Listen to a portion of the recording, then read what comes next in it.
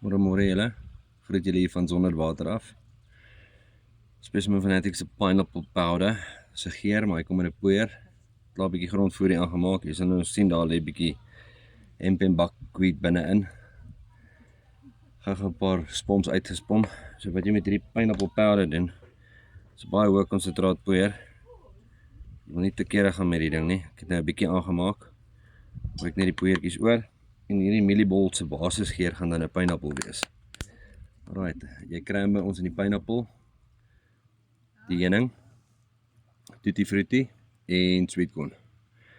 Dis die geure wat ons tans stok.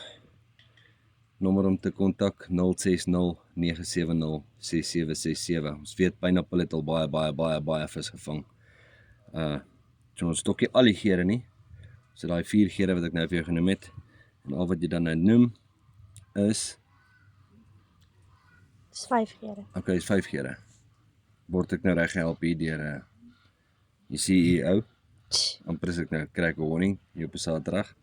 So dis 5 geure. So ons weet pineapple het al goed gewerk, so die poeiertjies is nou in. Al wat jy nou doen is jy meng hom net deur. Right.